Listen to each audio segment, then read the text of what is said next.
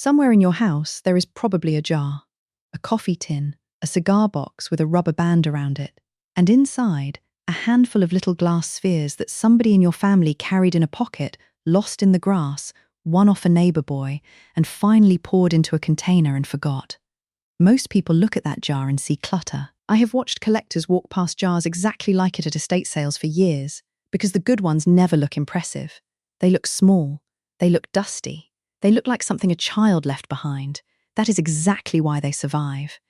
Today we are counting down 15 kinds of old marbles that quietly carry serious money, from number 15 down to number 1. And I ordered this list by the gap. The gap between what a marble looks like sitting in a dish on your windowsill and what it actually is. The wider that gap, the further down the list it sits. One thing first, because it will change how you see everything that follows. Old marbles fall into two families, and telling them apart takes 4 seconds and costs nothing. Hold one to a lamp and look at the two ends. A rough scar or a small circle of frosted glass is a pontil mark, and it means a person made that marble by hand on a rod. A faint seam or a stitched-looking line where two colours meet means a factory made it after about 1905. Neither is automatically better, but you cannot price a marble until you know which family it belongs to, and almost nobody looks. Everything today you can check with a lamp, a ruler, and your own eyes. No chemicals, no scratching, no heat. Number 15. The West Virginia swirl houses. Here is something most Americans were never taught. For much of the 20th century, the marble capital of the world was a cluster of small towns in West Virginia. The West Virginia Encyclopedia lists them plainly. Ravenswood Novelty Works, known for its Buddy brand. Heaton Agate of Cairo. Champion Glass of Pennsboro. Ali Agate, which became Marble King. And Mid-Atlantic of Ellenborough, which ran from 1937 all the way to 2004. They were there because the state had clean glass sand and cheap natural gas. An entire American industry grew in those hills because the fuel was under the ground. Look for a swirl. Not a neat ribbon running pole to pole like a candy stripe, but soft, blended, cloudy colour that looks stirred rather than drawn. Ravenswood swirls have a gentle blur where colours meet, like watercolour bleeding on paper. Turn the marble at a window. If the boundary is soft and the colour sits inside the glass rather than on it, you likely have a West Virginia swirl. Individually, most are modest, a few dollars. But they are the marbles that fill American jars, and that is the point. A jar sold as mixed vintage marbles for $20 might hold 3 that belong somewhere else entirely. These are the background noise you have to learn to hear past. And that is the first piece of quiet economics here. Nobody will ever advertise a course in sorting a jar. There is no patent on a shear line and nothing to sell you at the end of it. Number 14. Transitional marbles. These are the strangest ones on the list and the most interesting because they are the missing link. Around the turn of the 20th century, glassmakers were hunting for a way to make marbles faster than a person could shape them one at a time. The result has one pontil mark where the rod was attached and one end that is smooth and machine finished. Half handmade. Half not. Most were long attributed to the American glassmaker James Harvey Layton of Akron, Ohio. But collectors have since dug marbles of this same type from old glassworks sites in Lauscha, Germany, which suggests the technique may have travelled in a direction nobody assumed. Anyone who tells you flatly that every ground pontil transitional is American is claiming more than the evidence supports.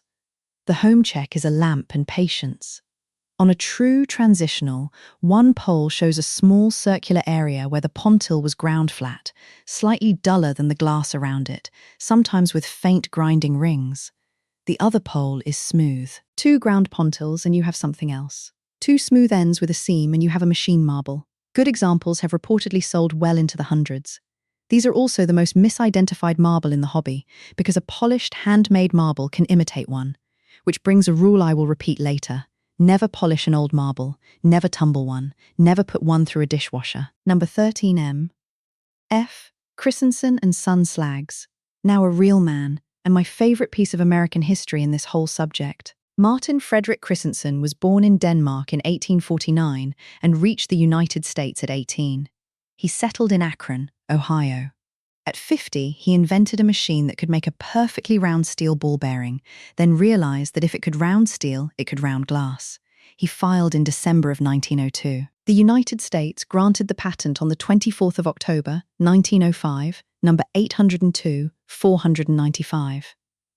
The first machine made glass marbles in the world came out of a barn behind his house, one at a time. Ohio History Central and the Museum of American Glass in West Virginia both carry the record. Before that machine, a glass marble was a small luxury. After it, a child on a Nebraska farm could own a pocketful for pennies. One man in a barn changed what American childhood looked like. His marbles are called slags, a transparent coloured base, usually amber, blue, green or purple, with opaque white swirled through. What identifies them is the cut. His machine had no automatic feed. Glass was fed in by hand and sheared, leaving two distinct cut lines on opposite sides, sitting roughly like 9 o'clock and 3 o'clock on a clock face. Collectors call it the 9 and 3. Rotate the marble under a lamp until light rakes across it, and those shear lines will flash. Good examples have reportedly changed hands from the tens into the low hundreds, and larger sizes considerably more. The factory closed in 1917 when wartime rules diverted natural gas away to heat the city of Akron. Number 12. Akro Agate corkscrews. Akro Agate is the name most American families have brushed against without knowing it. It began in Akron around 1910, founded by a shoe merchant named Gilbert Marsh and a physician named George Rankin, who at first simply bought Christensen's marbles and repackaged them to sell at the shoe store. In 1914, they moved to Clarksburg, West Virginia, and stayed until 1951. At their peak, they made more than 2 million marbles a week. A corkscrew has 2 or more spirals of colour winding pole to pole without ever crossing. And here I need to correct something repeated constantly, because it is backwards and it costs people money. You will be told the clean 2-colour corkscrew is the rare one, and that 3-colour examples are common because the machines blurred colours. It is the other way round. Akro sold 2-colour corkscrews as prize names, and they are plentiful. The 3- and multicolour versions, marketed as specials, are the harder ones. And the most sought after of all is a particular kind of special that collectors call the popeye, named for the boxed game sets it came in. The other word to memorise is oxblood. Oxblood is a dense, dark, slightly brownish red that sits in the glass like dried sealing wax rather than bright candy red. Turn the marble. If a red band looks matte and deep against the shine of everything around it, set that one aside. Akro corkscrew prices are honestly all over the map, from a few dollars for a common pairing to well into 3 figures for a strong popeye or a good oxblood. I would rather give you the range than a tidy number that misleads you. Number 11. Christensen Agate Flames and Striped Opaques, a different company entirely, and do not confuse the two. The Christensen Agate Company of Cambridge, Ohio, ran only from about 1925 to 1933. That short life is much of why their glass is treasured. They simply did not make many. Their colours are the giveaway. Collectors call Christensen Agate colour electric, and once you have seen it, the word makes sense. It is not merely bright. It looks lit from behind. A flame is a marble where coloured strands rise from one pole in a pattern that genuinely resembles fire licking upward. A striped opaque carries bands of that electric colour across one side only. Here is the detail almost nobody mentions. Look at the back. On a genuine striped opaque, the colour sits on one side and the opposite side is largely bare base glass. That asymmetry is a manufacturing fingerprint, not damage. People discard these thinking the pattern is unfinished. At specialist sale, Christensen Agate dominates. In one block's marble auction sale reported by the trade press, 12 of the 20 highest priced lots in the entire auction were Christensen Agate marbles. Number 10. Peltier National Line Rainbows. Peltier Glass Company of Ottawa, Illinois. The marbles they made between roughly 1924 and 1939 carry collector nicknames so charming that half the pleasure is learning them. But first, a correction that matters. A National Line Rainbow does not have a transparent base. It has an opaque base with 4 or 6 coloured ribbons running across it. If the base glass you are holding is see-through, you have a different Peltier, and almost certainly a less valuable one. Now the names. Zebra is black ribbons on opaque white. Bumblebee is black on yellow. Cub Scout is blue and yellow. Those are the 2-colour ones. The 3-colour ones are where it turns serious. Ketchup and mustard is red and yellow on white. Christmas tree is red and green on white. Liberty is red and blue on white. Golden Rebel is red and black on opaque yellow. And Superman, one of the most celebrated machine-made marbles in America, is an opaque light blue base with yellow and red ribbons. Not, as you may have heard, red and blue on clear glass. One more word to look for, aventurine. Some Peltiers carry tiny copper crystals in the dark ribbons that throw a hard metallic glitter under direct light. A blue galaxy is red and aventurine black on light blue. Tilt the marble under a bright bulb. If a black band suddenly fills with what looks like crushed bronze, that is aventurine, and it adds real money. Strong-named Peltiers have reportedly sold from the low hundreds into four figures depending on grade and size. Plain rainbows are worth very little. The names are everything here. Number 9. Peltier comic marbles. And now the one I genuinely love, because it connects a jar in your basement to a Saturday morning in 1933. Between about 1932 and 1934, Peltier took plain patch marbles and fired a black image of a comic strip character onto the surface, then sealed it under a clear overglaze. 12 characters were made, licensed from the newspaper syndicate. Emma, Coco, Bimbo, Smitty, Andy, Herbie, Skeezix, Annie, Sandy, Betty, Moon, and Ko. Those are listed in roughly ascending order of rarity, which is exactly the order to memorize. Emma turns up, Ko does not, and Betty, who is Betty Boop from the Fleischer Studios cartoons, sits near the rare end. Two more almost nobody has held. One carries an image of Tom Mix, the cowboy film star. The other is not a character at all, but an advertisement reading Coates' Master Loaf for a bakery. A bread advertisement fired onto a child's marble in the middle of the Depression. Reference sources describe both as very rare. The practical part. Transfers were always applied to marbles between about 19/32 and 11/16 of an inch. If someone offers you one noticeably larger, be careful. And reproductions exist, because a printed image is the easiest thing in the world to fake. On a genuine marble, the image sits under glass, not on it. Rake a light across the surface at a low angle. If the printing catches light differently from the glass around it, walk away. Prices swing wildly with the character and the sharpness of the image. Common characters in good shape have been known to sell around $100. The rare end goes very much higher. Number 8. The box, the bag, and the header card. I know, you wanted marbles and I am about to spend a moment on cardboard. Stay with me, because this is the item most likely to have already cost your family real money. In 1930, 4 men left Akro Agate and founded the Master Marble Company in Clarksburg. Clinton Israel, Claude Grimmett, John Moulton, and John Early, the inventor behind much of Akro's machinery. In 1933, they won the marble concession at the Chicago World's Fair, where they ran an attraction called the House of Marbles. Those World's Fair boxes still exist, sitting in American attics holding buttons and hairpins, the marbles long since scattered. Here is what families get most expensively wrong. A box set is frequently worth several times the sum of the marbles inside it, because the marbles survived and the box almost never did. Cardboard got wet. Mesh bags were binned. The printed header card stapled to a net bag went out the moment a child tore it open. Intact packaging is rarer than the glass, so the instruction is simple and free. If you find marbles with any original container, printed bag, card, or lid bearing a company name, do not separate them. Do not wash the box. Do not flatten it. Photograph everything together before you move a single marble. And if this is useful, I would be grateful if you would subscribe. This channel exists because people keep showing up for the long version instead of the quick one, and there is a great deal more in the second half of this list. One more thing, said clearly. I am not a certified appraiser, and nothing here is a formal valuation. Every figure is a reported range from public sale records, not a promise about your marble. Before you buy, sell, or insure anything of value, please check with a certified appraiser and with your own state and local regulations. Number 7. Indians and banded opaques. Back to the German handmaids, and to a group that hides in plain sight because it looks, frankly, plain. An Indian, which is simply the old collector term, is a handmade marble with a dense opaque black base carrying coloured bands across the surface. A banded opaque is the wider family, an opaque or translucent base, usually white, with stretched colour laid over it. In dim light, an Indian looks like a black bead. Under a strong lamp, it wakes up entirely, and what seemed like nothing becomes ribbons of orange, green, blue, and yellow. That is the whole home test, and it is why so many get thrown out. People sort a jar under a kitchen light, the black ones look like nothing, and out they go. Take them to a window. One variation is worth knowing by name because it is extremely rare. The lightning strike. On a normal banded opaque, the color runs from one pole toward the other.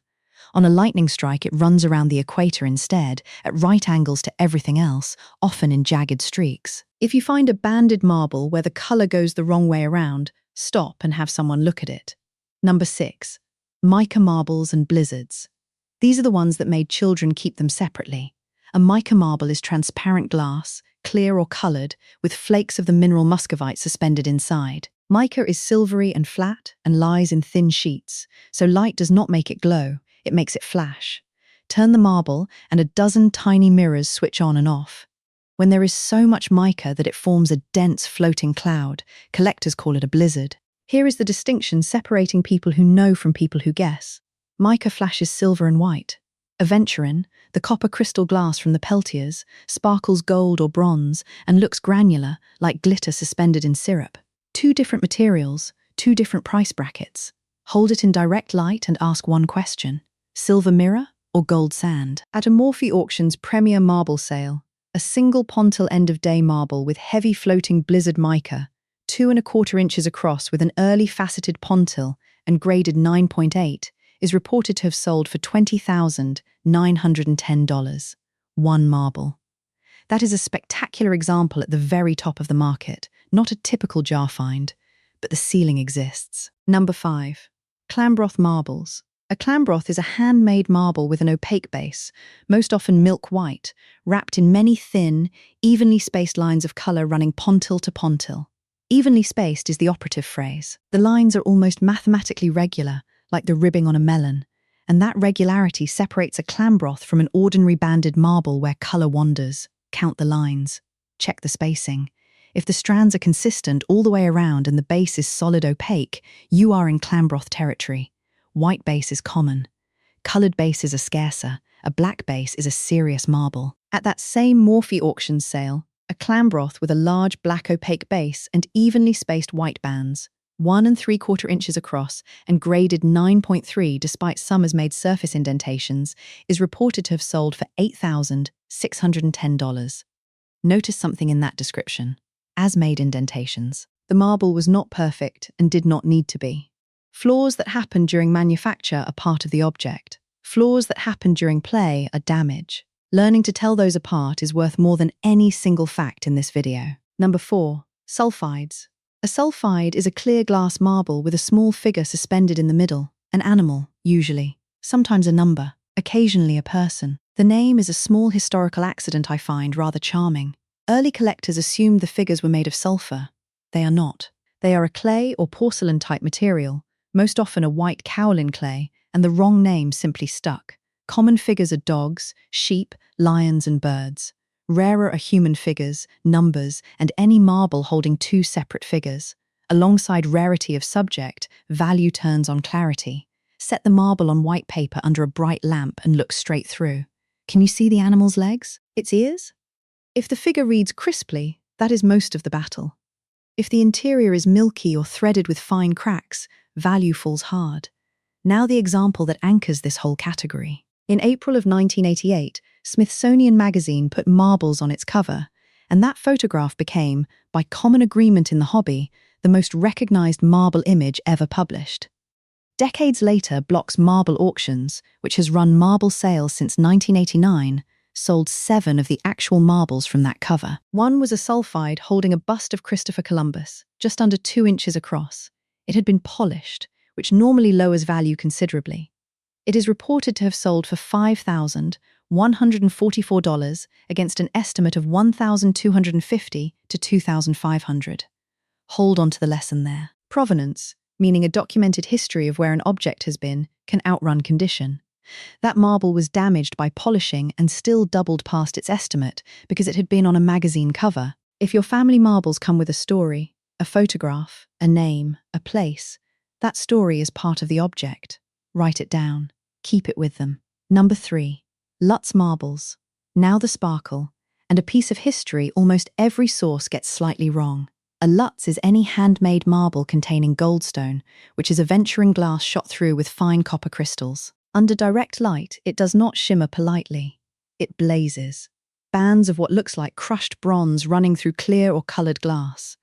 The name comes from Nicholas Lutz, a real and documented glassmaker, born in 1835 at St. Louis-les-Bitche in France, trained at the Cristaleries de St. Louis. He emigrated to the United States, worked at White Mills in Pennsylvania, then spent years at the Boston and Sandwich Glass Company in Massachusetts, and died in Somerville, Massachusetts in 1906. He is best remembered for paperweights and fine glass, and his name is attached to marbles that were, in overwhelming likelihood, made in Germany rather than by him. Collectors named the type after the man who popularized the technique, not the man who made the marbles.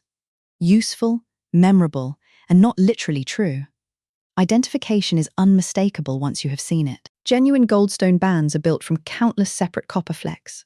Hold the marble under a bright bulb and change the angle slowly. You should see hundreds of individual points of light switching on independently, and the sparkle must come from inside the glass, not from the surface. A faint overall sheen is not Lutz, and surface glitter certainly is not. Lutz marbles are among the most valuable antique marbles in existence, and reproductions exist, so caution is warranted before any purchase. At Morphy auctions, a scarce pink opaque Lutz with red bands, 7/8 of an inch across and graded 9.7, described as very hard to find in that color combination, is reported to have sold for $28,290. Number 2. End-of-day onion skins with mica. Let me clear away a story you have almost certainly been told, because it is charming and it is not really how the term works.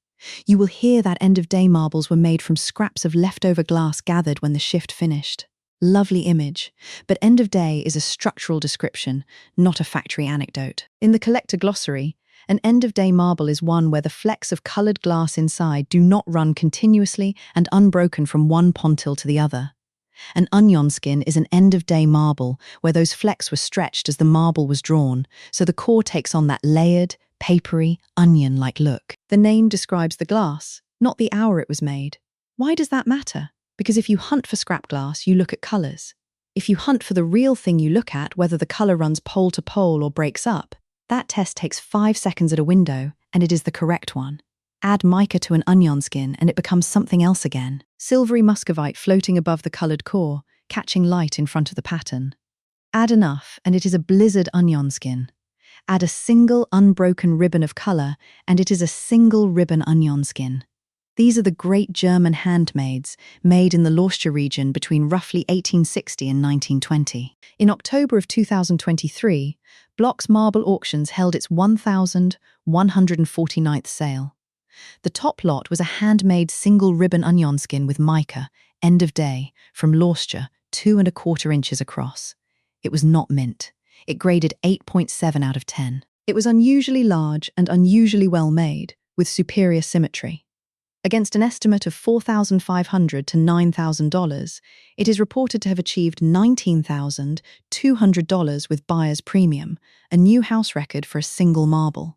8.7. Not perfect. Size and symmetry carried it. Remember that the next time someone tells you a chipped marble is worthless. And number 1. Number 1. The Christensen Agate Guinea. This is the one I most want you to recognize, because unlike the great German handmaids, it has a genuinely American chance of being in your house. Made in Cambridge, Ohio, sold to American children, scattered across American playgrounds in the late 1920s. And almost nobody outside the hobby can identify one. Here is what a guinea actually is, and here is the most damaging piece of misinformation in this entire subject. A guinea has a transparent base. Clear glass most commonly, then cobalt blue, then amber.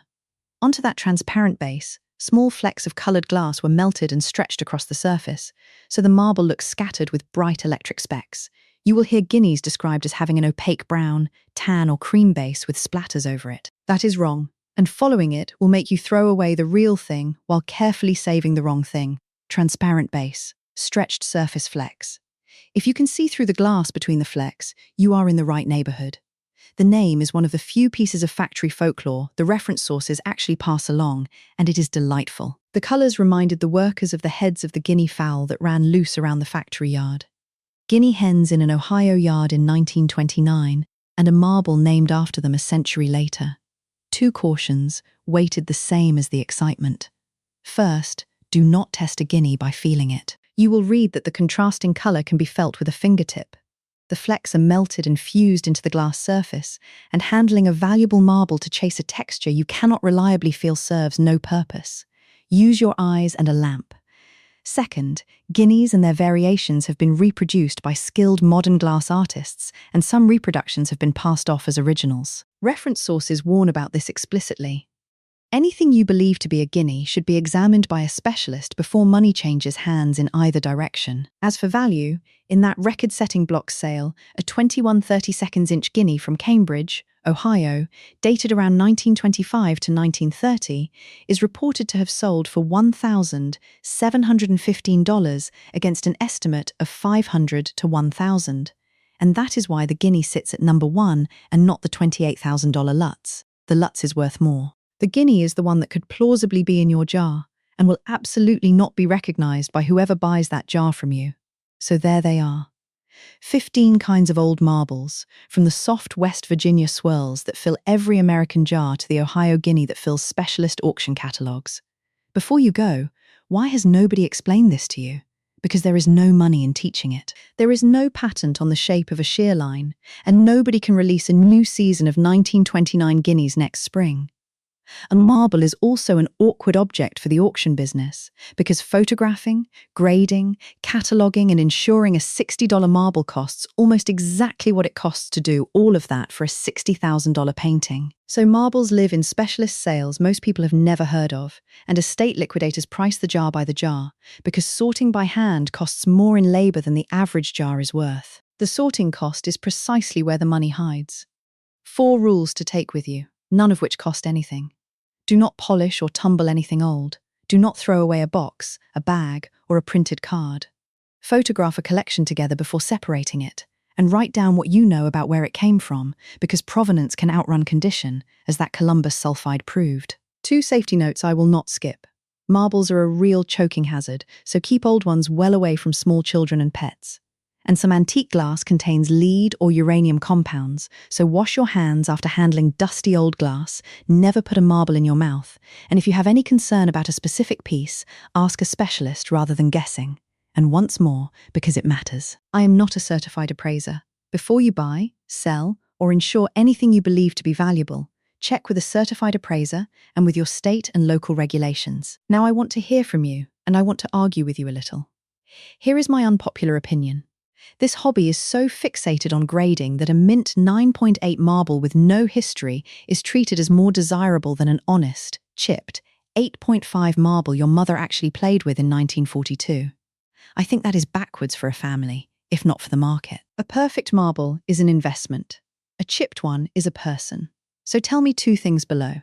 First, do you still have the jar? And what is in it? Second, and I really do want to know, did you play? The National Marbles Tournament has been running in New Jersey since the 1920s, and it has crowned a separate girls' national champion since 1948. A great many American women were extremely good at this game and were never once asked about it. If that was you, or your mother, or your sister, I would love to hear the story. Go find the jar, take it to a window, turn each one slowly, and tell me what you find.